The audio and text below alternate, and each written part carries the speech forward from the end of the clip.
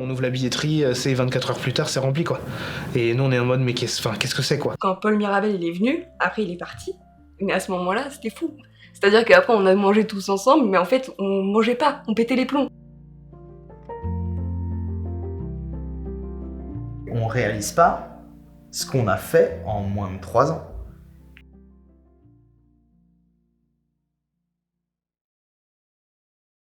J'ai fait les gars, j'ai un perso qui s'appelle la pute dans le gâteau. Je leur fais et ils font. Franchement Emilien, vraiment là, fais-nous confiance, hein. Ne le fais pas, je fais, les gars, je vais vous écouter, je fais ce que je veux, ok. Je le fais, il y a 3 rien dans la salle.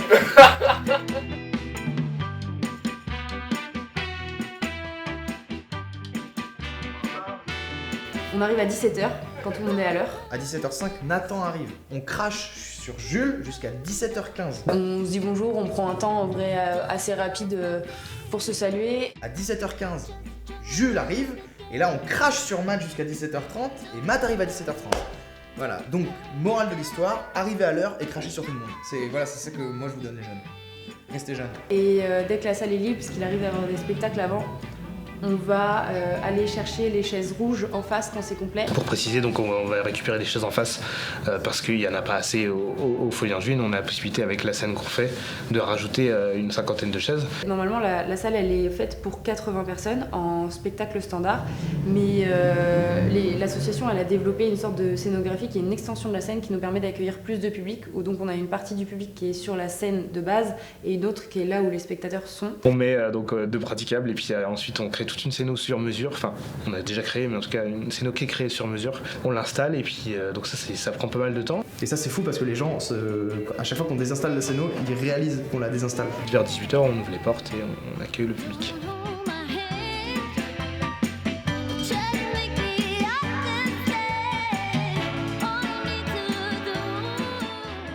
Les gens arrivent, on scanne les billets, etc.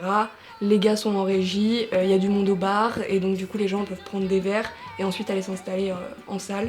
À 18h30, 35-40 la plupart du temps, il y a la régie qui fait un pouce, les artistes qui font un pouce derrière les rideaux, et une fois que les 2 pouces sont accordés, ça veut dire qu'on peut lancer. On baisse la lumière, on baisse le son, et là la soirée elle démarre.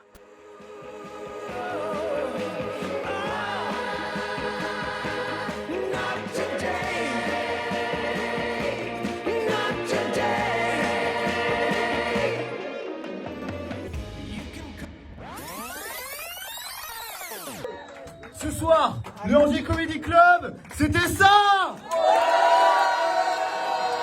Ouais, alors avec Benjamin, ça s'est passé, c'était il y a longtemps, c'est une longue histoire, Benjamin et moi. On s'est rencontrés au collège, on était au collège ensemble à côté de Cholet. On s'est rencontrés au début, je crois qu'on s'aimait pas trop. C'est un peu marrant, on s'aimait pas trop, on se parlait pas trop et tout, et on faisait du basket ensemble. Et petit à petit, on a appris à se connaître, tout ça. Au lycée, on s'est un peu plus rapprochés. On a souvent été à côté, c'était très marrant. Et donc on est devenus meilleurs potes assez rapidement.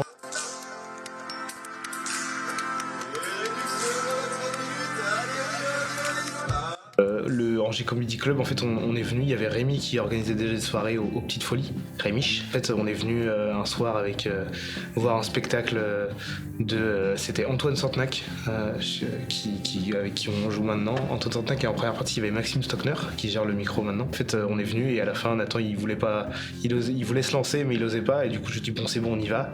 Donc, je suis allé voir, je crois que c'était Stockner à l'époque, je suis allé voir et on discutait comme ça innocemment du spectacle. Et j'ai glissé, il va se lancer dans le stand-up. Et Maxime, il a dit bon, bah, faut voir Rémiche. Et puis, du coup, Nathan, il a une date. C'était un mois après, je crois bien. Ça devait être en novembre 2019, ça. Et donc là, il a dû avoir une première date en janvier 2020. Moi, je voulais me lancer, et donc on s'est dit pourquoi pas faire un truc ensemble. Et donc avec Benjamin, Maxime et Rémi, on s'est mis tous les 4. Et on s'est dit pourquoi pas faire un truc autour du stand-up sur la ville d'Angers. Moi, j'ai suivi parce que je suis son pote. À la base, j'ai fait un petit peu stand-up au tout début, mais très très rapidement, on va dire. Parce que ça me plaisait moins. Et en fait, l'idée, c'était plus, j'étais là en régie, en organisation, je faisais la billetterie, on a commencé à gérer un peu plus la com, essayer de développer la com, etc. Et donc c'est venu un peu comme ça. On a senti qu'il y avait de la place avec Rémiche et puis ça s'est développé comme ça. Ouais. Moi, j'y étais pas à l'époque du resto, dans le bar donc de Fricadelle. Ça, c'était juste, il y avait Rémiche et il y a quelques photos de Rémiche, Johan Bertetto qui sont là au tout début. Et donc ça, moi, j'ai jamais vécu un spectacle comme ça et j'ai un peu envie de dire heureusement parce que je pense que ça devait pas être les meilleures conditions. En tout cas, moi, je suis arrivé, donc c'était déjà dans la salle, la petite salle.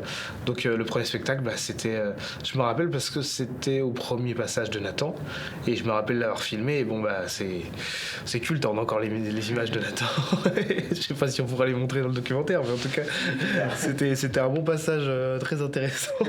Au début, nous on connaissait rien au truc, en vrai, donc on se disait, on a fait de notre mieux, tu vois, et donc on s'est tout de suite dit, faut que le public soit bien accueilli, donc ça passait par quelqu'un qui est tout de suite dès l'entrée, qui les accueille, qui va les installer, et pour qu'ils aient vraiment un vrai accueil, comme quand on peut aller dans une grosse salle au centre des congrès ou dans un zénith où il y a quelqu'un pour venir te placer, t'installer. Je trouve que ça fait vraiment, c'est une preuve de qualité de soirée. Il y avait une bienveillance du public qui connaissait pas trop un peu, enfin, qui voyait ce style d'humour et en fait, même si les humoristes se rataient, il y avait quelque chose de bienveillant et une bonne énergie. Donc en fait, ouais, c'était toujours ça, de la bienveillance. Alors, la première fois qu'on m'a parlé de ça, c'était mon frère qui est allé, je crois que c'était en janvier 2020, où du coup son meilleur ami Nathan est allé faire une scène et du coup mon frère faisait la régie et du coup il m'a parlé de ça en mode faut que tu viennes, c'est vraiment trop bien. J'y suis allé, j'ai vu la soirée et depuis je suis plus reparti dès dimanche. Au début c'était aux Petites Folies, il y avait 35 personnes, on était la première partie d'un spectacle avant. À la fin on marchait mieux que le spectacle. Ouais. Les gens venaient et partaient au moment du spectacle qu'il devait y avoir. Donc c'était assez drôle.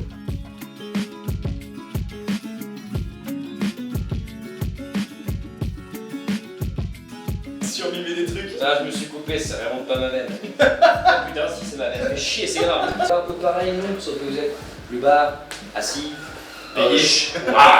Moi, j'ai un peu ce truc depuis tout petit de vouloir faire du spectacle de manière générale. Moi, j'ai commencé par la musique quand j'étais plus jeune. Et un peu dans tout ce que j'essayais de mettre en place et de créer, il y avait toujours de l'humour qui était lié à ça, même dans la musique.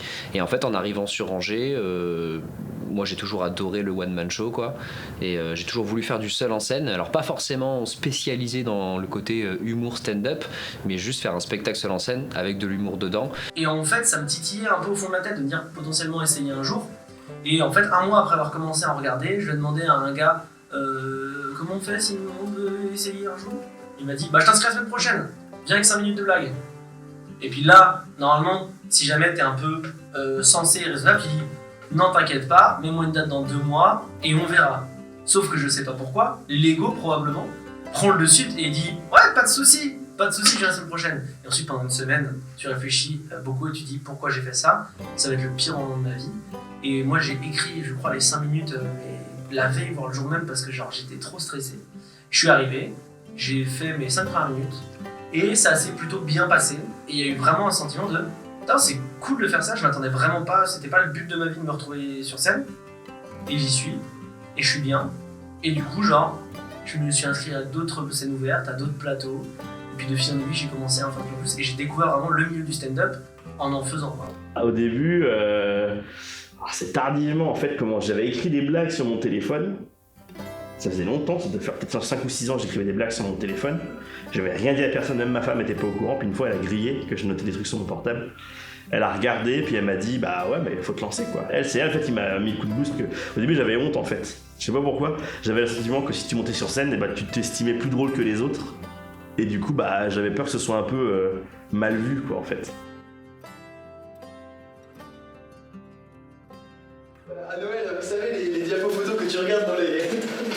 Comme ça. Ah. Oh. Voilà, vache. T'es... New York. Ah, New York. Ah, Melun. Ah, New York, il y a 2 photos. Il y a 2 photos, puis elles sont cramées. Oh, mais il y a 2 photos, puis elles sont clopards aussi. Non, en fait, si on était filmé, on verrait une caméra. On peut faire tous les trucs qu'on fait quand on n'est pas filmé. 2 fois, je crois pas plus. C'était en campagne, donc Et ça, c'est dans la bonne. En gros, quand j'ai commencé, ma toute première scène, j'ai fait un set très classique, vraiment de stand-up, pas bien, quoi, parce que je ne le connaissais pas. Et je sais plus avec qui j'en ai parlé, mais très vite, je me disais, je vais faire ce que moi j'aimerais voir sur scène. Et moi, ce que j'aime voir, c'est de l'absurde. C'est réussir à amener un univers que tu n'es pas censé voir. Et en fait, les humoristes que je regardais à l'époque, c'était que des humoristes d'absurde. Et donc aussi des humoristes qui font ce qu'on appelle du one-line. Donc en fait, c'est une phrase, une blague. À l'inverse de ce que font les gars où ils vont raconter des histoires avec de leur vie ou pas du tout. Et en fait, c'est venu à moi, ouais, pareil, très vite. J'adore plus que faire rire, surprendre le public en fait. C'est trop bien de surprendre le spectateur et qu'il y ait un rire, un véritable rire de surprise, plus que juste faire une vanne comme ça.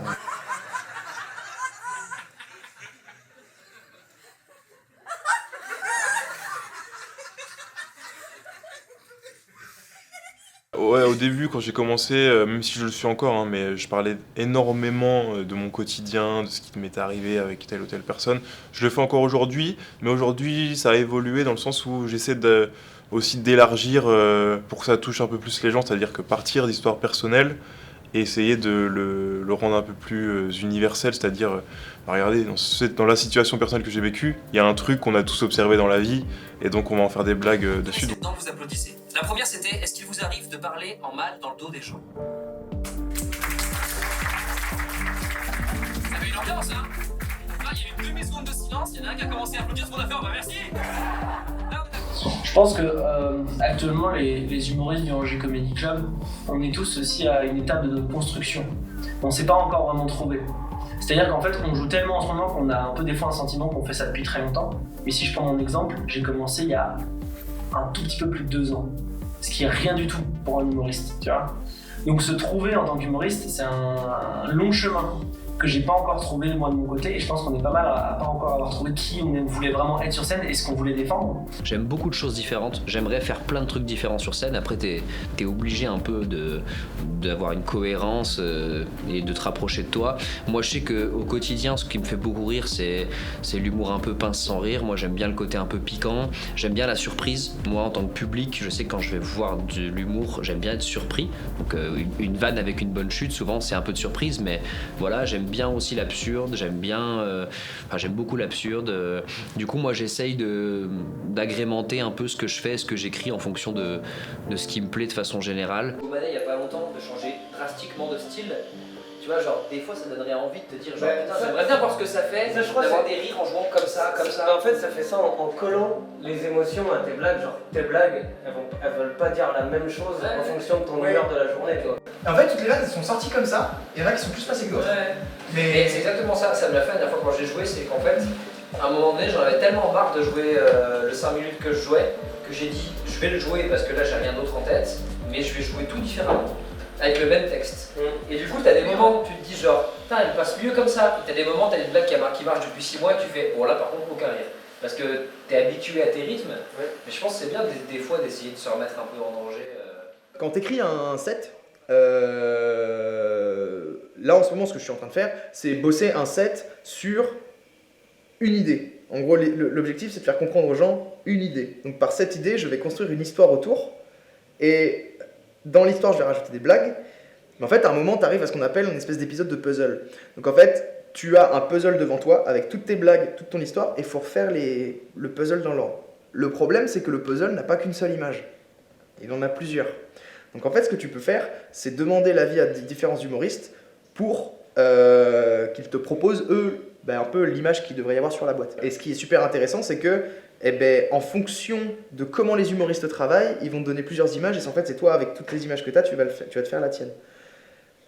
Mais plus ça va, plus je réalise qu'en fait, c'est bien de le faire tout seul. Parce que, en fait, au final, tu n'as plus qu'une seule image, et c'est la tienne. Si ça plaît, tant mieux. Si ça plaît pas, tant pis. C'est clair que d'être au milieu de gens créatifs, ça te pousse à l'être, et ça te donne plein d'idées. Donc c'est hyper intéressant. Je sais qu'on écrit beaucoup avec d'autres copains humoristes. On se pose, ok, j'ai cette idée, vas-y, donne-moi tes arguments, donne-moi tes idées de blagues et tout, et t'arrives à créer un truc. C'est aussi intéressant d'être tout seul, c'est-à-dire de poser ses idées, de se dire, ok, là, qu'est-ce que j'ai moi dans ma tête sur ça, et après peut-être d'échanger. Donc ouais, dans les loges, ça peut être intéressant, et à la fois, ça peut aussi être un piège, parce qu'on te balance plein d'idées juste avant ton passage. Tu fais, ouais, c'est drôle en fait. Tu les testes comme ça, et en fait, c'était pas du tout digéré et tout ça. Donc, mais c'est hyper intéressant d'être avec des gens créatifs, parce que tu as tout le temps plein d'idées qui fusent dans tous les sens. Tu as dû le voir dans les loges, ça fuse dans tous les sens, et donc c'est trop cool, parce que ça nourrit vraiment ce que tu peux faire sur scène. Bah tu le vois bien le dimanche, on dit le plus de conneries à la seconde, mais en fait on essaye de redevenir débile quoi. Et en fait en disant le plus de conneries à la seconde, il y a un moment, il y a une vanne qui va dépasser celle de toutes, et t'es en mode ah putain, peut-être que celle-ci elle peut pas faire rire que mes potes, elle peut peut-être faire rire aussi d'autres gens. Elle est à la base, et c'est un truc que j'ai récupéré, le truc de la plastique, etc. À la base, en fait, je parlais d'un vrai truc qui m'est arrivé dans le métro, où je vois un mec, tu vois, c'était un mec dans le métro, il était vénère, il voulait s'embrouiller. Et en fait, il vapotait dans le métro un truc rose, tu vois. Et en fait, il faisait ça en mode, regardez à quel point je défie la loi. Et il matait tout le monde en mode, venez me parler, tu vois. Et moi, la blague, je disais, en vrai, ça m'a fait rire parce que j'ai jamais vu une embrouille qui commence par une odeur de pastèque. Et le gars, en plus, il était vraiment, il avait des mocassins quoi. Il y a un truc où il y avait rien qui allait. C'était juste un petit mec de Versailles un petit peu qui cherchait à faire le bad boy quoi. On espère que tu fasses un passage de rue. Moi, ce que je me dis, je vais faire les 4. C'est énorme là, un passage. J'adore qu'on parle comme si tu l'avais vu mais tu l'avais pas fait. Et on m'en a parlé, c'était énorme. T'es comme ça. Les vidéos elles sont top. T'es comme ça, mec. En tech, t'es comme ça. En tech, t'es comme ça. T'es comme ça, mec. J'adore ton passage. En tech, t'es comme ça. T'es comme ça, en tech. Pardon, en tech. Pour des humoristes, surtout des humoristes qui se baladent partout, c'est aussi d'être bien reçus. Et nous, on essaie au maximum d'avoir une bonne ambiance dans les loges. Même quand nous on joue pas, là je parle en tant qu'humoriste, même quand on joue pas, on est dans les loges. Parce qu'on est avec les gens, on essaie de bien les recevoir, on essaie que tout se passe bien et que les gens soient en mode genre c'est bien de vouloir venir au Angers Comedy Club parce que on a envie de jouer, parce qu'on a besoin d'un cachet et parce que le plateau est cool.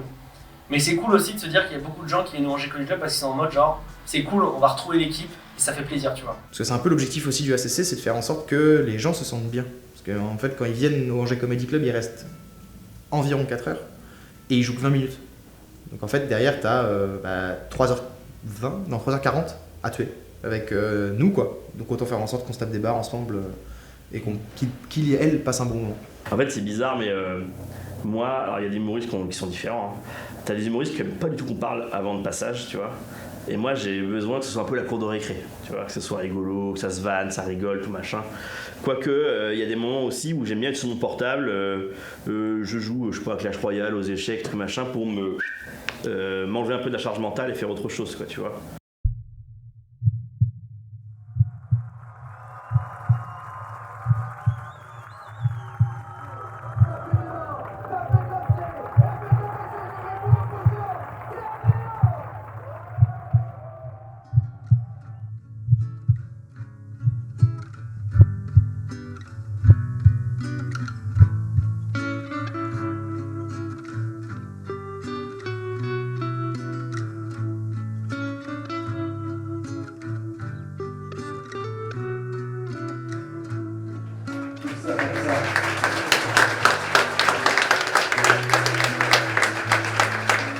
Humoristes, ouais, il y en a certains, on est des gogoles avant de monter sur scène, hein. On a nos petits rituels. Moi, genre, et ce qui est fou, c'est que quand des fois j'oublie de les faire, ou je les fais pas, ou j'ai la flemme, bah je marche moins bien. C'est un truc tout con. Je regarde derrière le rideau, ok, il y a telle tête, ça va se passer comme ça et tout. Donc ouais, tu fais un peu les 100 pas, tu te remets le texte en tête, même si 5 minutes avant t'as tout oublié. C'est abominable. J'ai mal au ventre, je suis nul, je suis pas bien, c'est pas drôle. Je suis désolé, mais je suis très pessimiste. Et en fait, ce que je disais, quand tu fais des blagues, t'es tout le temps en train de remettre... en fait, tu te rejettes dans la fosse au lion à chaque fois. Tu peux pas dire. C'est pas comme un chanteur qui fait une chanson, alors je critique pas, hein. Mais quand tu fais une chanson, tu sais que les gens l'aiment, bah quand tu vas la chanter, les gens vont suivre, tu vois. Alors que nous, les blagues, le problème c'est qu'ils connaissent pas les blagues. C'est pas comme une chanson, t'es obligé quoi. Donc du coup, bah t'es obligé de les surprendre et à chaque fois, bah tu rebats les cartes et tu recommences et tu remets une pièce dans la machine quoi. Donc t'as les jetons à chaque fois, moi j'ai les jetons à chaque fois. Je peux avoir des gros moments de stress quand par exemple dans mon 10 minutes, j'ai genre 5 minutes de sur, donc des blagues que je fais depuis 1 an et demi, et puis 5 minutes de test que j'ai écrit la semaine dernière. Et donc en fait là, l'objectif c'est de se dire ok, je vais répéter mon texte le plus possible pour qu'il soit dans ma tête et dans ma bouche. Comme ça après, je m'en fous, mon texte je le connais, j'ai plus qu'à l'interpréter.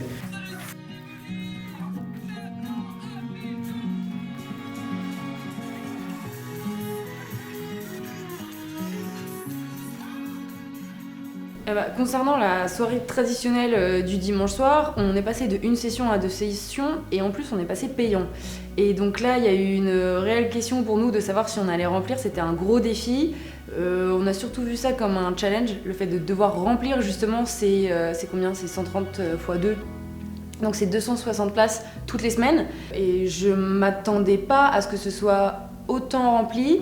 Ce qui est fou avec le Angers Comedy Club, c'est qu'à la base, on est des petits gars et des petites filles de Angers et je dirais pas que le projet nous a dépassés, mais en fait, il y a vraiment un truc où à la base, on voulait juste faire des blagues dans des bonnes conditions et aujourd'hui, on vit des expériences incroyables, mais il y a vraiment ce truc de... Même si on avait tous en tête le fait qu'on avait envie que ça marche, je crois que ça a complètement dépassé nos ambitions. C'est vrai que c'est vraiment ça, apprendre sur le tas, c'était que ça. C'était bon, on est mis en face de la table et puis bah tu regardes des tutos sur internet, tu regardes, il y a des trucs, bon, sur les matériels pro comme ça, il n'y a pas beaucoup de tutos finalement, moins que sur les trucs ménagers ou quoi, mais j'ai réussi à trouver des trucs et au final, après tu te formes, t'ajoutes des cordes à ton arc et t'arrives à faire pas mal de choses et j'ai été conseillé par beaucoup de gens, donc c'est très intéressant.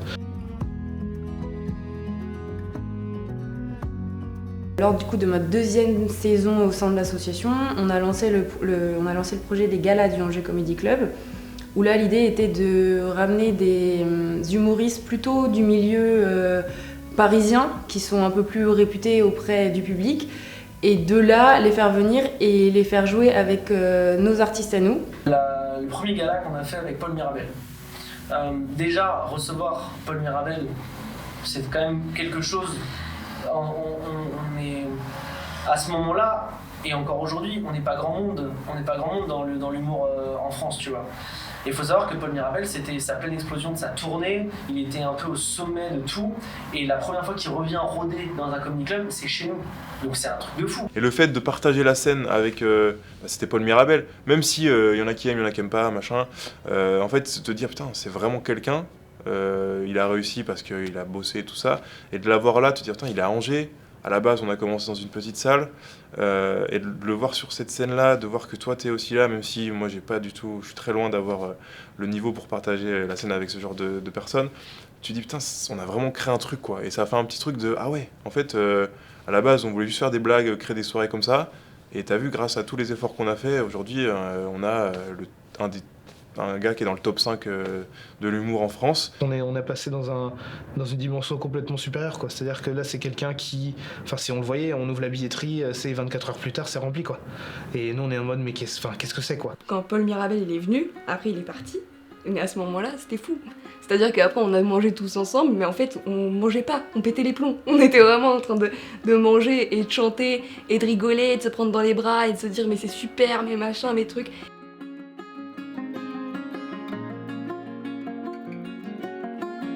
C'est gargantuesque. On réalise pas. Mais on réalise pas ce qu'on a fait en moins de 3 ans. On a réalisé à quel point ce milieu était très petit et en même temps très grand. Et il y a un truc je pense qu'il y a un truc qui est assez cool dans le milieu de l'humour, en tout cas pour parler de la partie production, c'est que c'est un milieu assez jeune, donc il y a beaucoup de portes qui peuvent être ouvertes. C'est-à-dire que typiquement Kian Kojandi, je l'ai contacté sur son site internet, dans les petits trucs, les contactez nous, enfin je me suis dit vas-y j'envoie ça, mais il n'y a aucun monde où ça passe, et c'est passé, et après on a pu discuter avec sa prod, et ça a pris 1 an, mais on a réussi à le faire venir. Enfin, il n'y avait pas de limite en fait.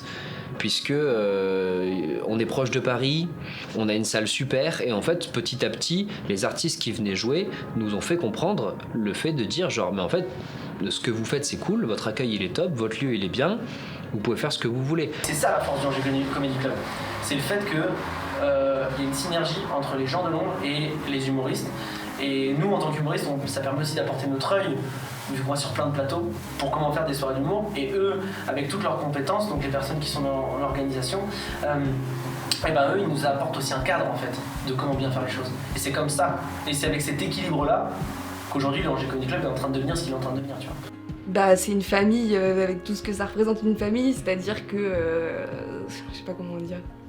On était tellement fiers en fait de ce qu'on faisait et de comment on le vivait et de comment ça je sais pas comment dire, comment ça s'organisait, comment les événements prenaient de l'ampleur, comment c'était dimanche, comment c'était complet tous les dimanches, qu'il y a un truc de fierté et de lien, il n'y a pas de lien de sang mais presque on est trop fiers de ce qu'on fait ensemble.